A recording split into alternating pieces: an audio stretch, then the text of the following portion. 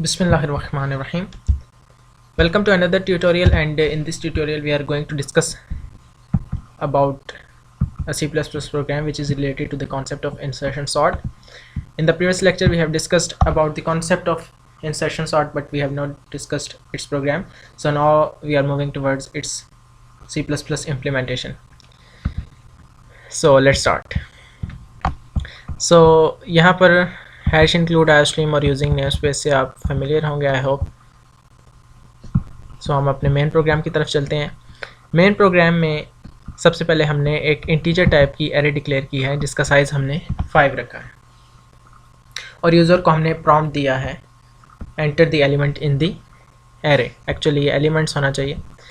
सो उसके बाद एक फॉर लूप लगाया है जो 0 से 4 तक है, यानी कि आई की वैल्यू 0 से स्टार्ट होगी और 4 पर एंड होगी.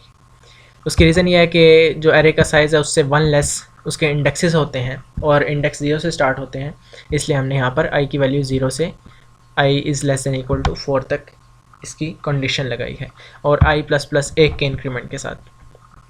अब इस स्टेटमेंट में यूज़र से वैल्यूज़ ली जाएंगी. फर्स्ट टाइम आई की वैल्यू 0, देन आई की वैल्यू 1. इस तरीके से हम सारे इंडेक्सेस पर वैल्यूज़ को फिल कर सकते हैं या इंसर्ट कर सकते हैं, सेव कर सकते हैं. अब यहाँ पर हमने एक एंडल की स्टेटमेंट लगाई है. ये सिर्फ आउटपुट को, एंडल मैनिपुलेटर है, तो ये ज़रा आउटपुट को नेक्स्ट लाइन में हमारे एक लाइन नेक्स्ट शिफ्ट कर देगा और हमारी आउटपुट ज़रा बेहतर आएगी. यहाँ पर एक वेरिएबल है जे का वेरिएबल, इसका भी हम डिस्कस करेंगे. अब यहाँ पर जो इंसर्ट नंबर का वेरिएबल है उसका मैं डिस्कस करता चलूँ कि लास्ट टाइम मैंने 7, 8, 5, 2, 4 की एरे को यूज़ करते हुए आपको कॉन्सेप्ट बताया था इसका. सो अब यहाँ पर जो इंसर्ट नंबर का वेरिएबल है, प्रोग्रामेटिकली इंसर्ट नंबर वो नंबर होगा कि जिसको हमने उसकी करेक्ट पोजीशन पर इंसर्ट करना है. मींस लेफ़्ट जो वेरी फर्स्ट पर क्या होता है कि जो सिर्फ एक एलिमेंट लेफ़्ट वाला, वो हम सॉर्टेड उसको कंसीडर करते हैं क्योंकि उसका कोई कंपैरिजन नहीं होता. फिर हम राइट से 8 को पिक करते हैं उसकी डिज़ायर्ड पोजीशन पर, 5 को पिक करते हैं उसकी डिज़ायर्ड पोजीशन पर, 2 को पिक करेंगे उसकी डिज़ायर्ड पोजीशन पर. तो ये सारे प्रोग्रामेटिकली अब इंसर्ट नंबर में आइट्रेशन बाय आइट्रेशन हम इनको मतलब पिक करते जाएंगे और वो करेक्ट पोजीशन पर इंसर्ट करते जाएंगे. सो जो टेम्प वेरिएबल है नेक्स्ट, इसको यहाँ पर यूज़ करने की रीज़न ये है कि as a temporary variable act करता है कि जब भी हमें दो वैल्यूज़ को इंटरचेंज उनकी पोजीशन को इंसर्ट करने की ज़रूरत पे, लेट सपोज के 5 और 2 को अगर हम रिप्लेस करना चाहें तो हम एक टेम्प वेरिएबल का यूज़ कर सकते हैं, और इस तरीके से हम इन दोनों की रिप्लेसमेंट कर सकते हैं ताकि हमारी वैल्यू लूज़ ना हो. ठीक है, हम अपनी वैल्यू को लॉस ना कर सकें कि अगर यहाँ पर हम सपोज़ इस इंडेक्स पर 5 तो वैल्यू इंसर्ट कर देंगे लेकिन 2 वैल्यू को सेव भी रखना है, तो टेम्प वेरिएबल 2 को सेव रख सकता है और फिर हम उसको जो टेम्प में वैल्यू है हम उसको यहाँ पर इस इंडेक्स के लिए यूज़ कर सकते हैं. सो नेक्स्ट पर हमने एक फॉर लूप लगाया है i is equal to 1, i is less than equal to 4. Means ये 1 से स्टार्ट होगी आइट्रेशन और 4 तक चलेगी. अब ये 1 से स्टार्ट होने की रीज़न ये है कि वेरी फर्स्ट टाइम हम, जिस तरह मैंने आपको पहले बताया कि एक एलिमेंट को हम सॉर्टेड कंसीडर करते हैं लेफ़्ट पर, इसलिए हम यहाँ पर फर्स्ट इंडेक्स से स्टार्ट करेंगे और 4th इंडेक्स तक हम इसको एंड कर देंगे. So insert number is equal to ARR of ith index. ith index first पर क्या होगा, 1 होगा, तो ARR ऑफ 1 पर 8 वैल्यू पड़ेगी, यानी कि फर्स्ट टाइम इंसर्ट नंबर हम इस नंबर को इसकी करेक्ट पोजीशन पर इंसर्ट करना चाहते हैं. So j is equal to i minus 1. अब यहाँ पर j वेरिएबल को यूज़ करने की रीज़न ये है कि इस 8 जो यहाँ पर वैल्यू है इससे प्रीवियस या इंडेक्स 1 है, इंडेक्स 1 से प्रीवियस जितने भी इंडेक्सेस हैं हमें सब के साथ 8 को कंपेयर करना है और फिर हमें पता चलेगा कि 8 की करेक्ट पोजीशन क्या है. इसलिए यहाँ पर j का वेरिएबल यूज़ किया गया है. अब फर्स्ट टाइम क्या होगा कि k is equal to j, क्योंकि यहाँ पर i की वैल्यू 1 थी तो j की वैल्यू 0 हो जाएगी, और k is equal to j है तो k की वैल्यू भी 0 हो जाएगी. सो हम यहाँ पर इफ़ की कंडीशन में आते हैं. Let me scroll it a little. So यहाँ पर जो इफ़ की कंडीशन है उसमें ये है कि if ARR of k is greater than insert number. अब ARR ऑफ k क्या है? That is 7 value. If 7 is greater then 8, so it is clearly stated that यहाँ पर आपको शो हो रहा है कि 7 इज़ नॉट ग्रेटर देन 8. तो इसलिए यहाँ पर ये वाली कंडीशन एग्जीक्यूट ही नहीं होगी. ये मैं आपको तब एक्सप्लेन करूँगा जब ये इसकी एग्जीक्यूशन होगी. सो यहाँ पर जो नेक्स्ट स्टेटमेंट है उसमें after inserting element at index, इस यहाँ पर इसको यूज़ करने की रीज़न ये है कि ये हमें हर आइट्रेशन पर बताता जाएगा कि जो एक करेक्ट, जिस तरह 8 है उसकी करेक्ट पोजीशन पर इंसर्ट जब उसको किया गया तो एरे किस तरह की थी. फिर नेक्स्ट टाइम जब नेक्स्ट एलिमेंट को इंसर्ट किया गया, मींस 5 को इंसर्ट किया गया उसकी करेक्ट पोजीशन पर, तो फिर एरे किस तरह की थी. जस्ट लाइक लास्ट टाइम हमने जिस तरह स्लाइड्स में डिस्कस किया था, तो इसमें थोड़ा सा साथ साथ हमें वो वैल्यूज़ को प्रिंट करता जाएगा कंसोल पे.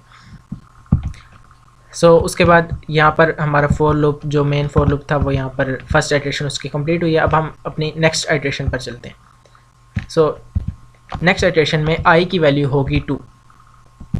यहाँ पर थोड़ा सा इसको इरेज कर लेते हैं.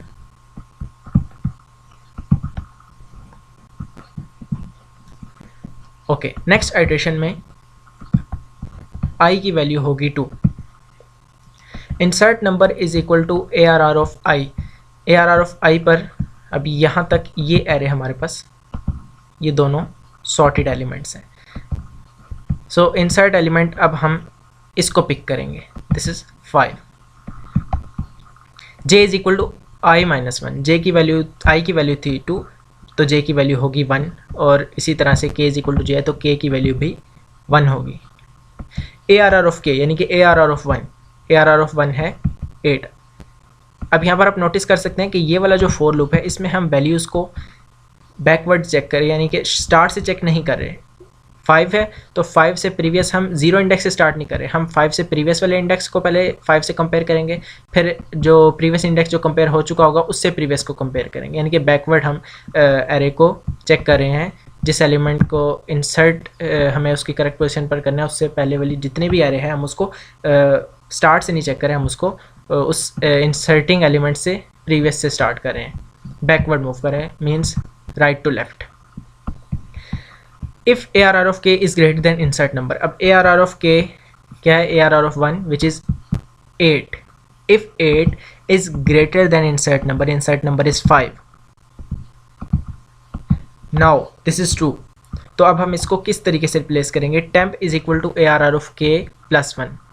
मीन्स ARR ऑफ k 8 है और ARR ऑफ k प्लस 1 5 है. तो यहाँ पर टेम्प में क्या वैल्यू आ जाएगी?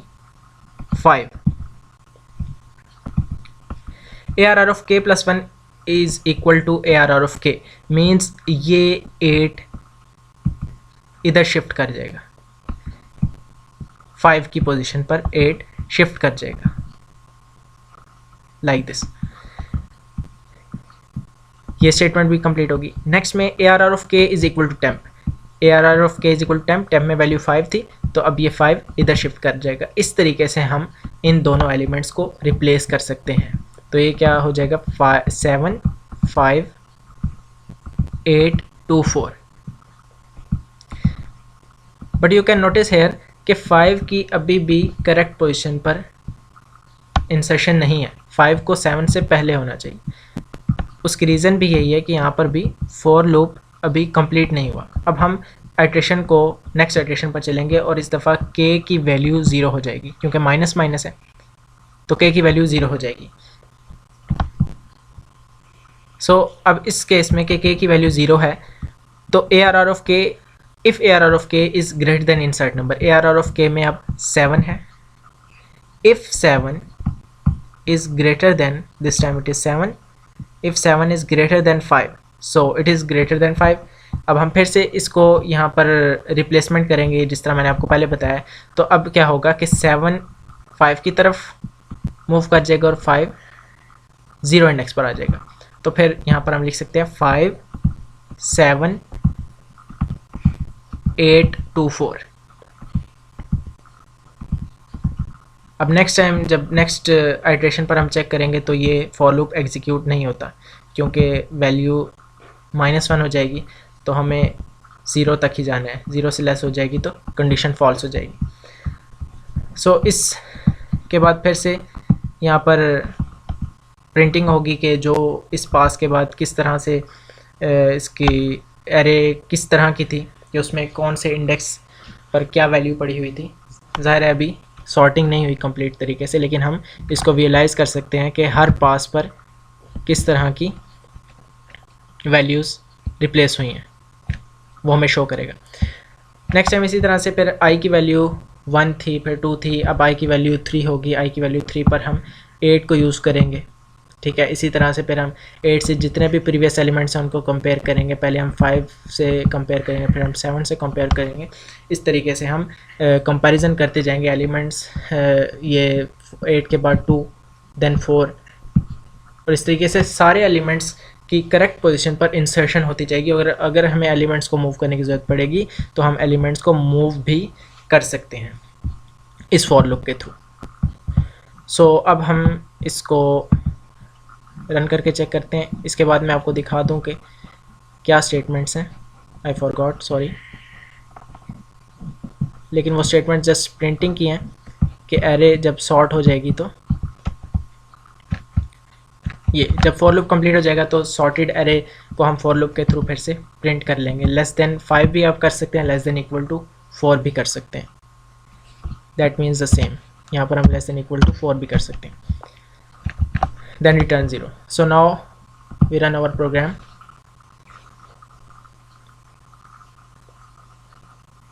अब मैं वो सेम वैल्यूज डालूंगा जिस तरह मैंने लास्ट टाइम आपको कॉन्सेप्ट क्लियर करवाया था, 7 8 5 2 4। अब यहाँ पर सॉर्टेड एरे आप देख सकते हैं 2 4 5 7 8 मीन्स इट इज़ सॉर्टेड और program is running fine. So first element after inserting element of index 1, index 1 पर कौन सा एलिमेंट था 8। अब जब इंडेक्स यानी कि 8 अपनी करेक्ट पोजीशन पर इंसर्ट हो गया तो एरे किस तरह की थी, तो एरे थी 7 8 5 2 4। ओके, नेक्स्ट पर after inserting element of index 2, index 2 पर है 5। जब 5 अपनी करेक्ट पोजीशन पर इंसर्ट हो गया तो एरे थी 5 7 8 2 4, लेकिन अभी भी ये कम्प्लीटली सॉर्टेड नहीं है, यानी कि हम कह सकते हैं कि 8 तक ये सॉर्टेड है। उसके बाद after inserting element of index 3, अब इंडेक्स 3 पर यहाँ पर क्या एलिमेंट है, दिस इज़ 2। तो जब 2 अपनी करेक्ट पोजीशन पर इंसर्ट हुआ, दिस इज़ 2 जब अपनी करेक्ट पोजीशन पर इंसर्ट हुआ तो एरे इस तरह की थी, लेकिन अभी भी ये करेक्टली यानी कि कम्प्लीटली सॉर्टेड नहीं है, अभी 4 को अपनी करेक्ट पोजीशन पर होना चाहिए। तो इसीलिए लास्ट पर है कि after inserting element of index 4, index 4 पर है 4, तो 4 अपनी करेक्ट पोजीशन पर इंसर्ट हुआ तो 2 4 5 7 8 मीन्स जब लास्ट आइट्रेशन चल रही थी तो हमारी एरे लास्ट आइट्रेशन के बाद सॉर्ट हो चुकी थी। फिर हमने उसके बाद ये फॉर लूप को यूज़ करते हुए इसको प्रिंट कर लिया। सो आई होप कि ये आपको क्लियर हो गया होगा। That was all for today. Thanks for watching.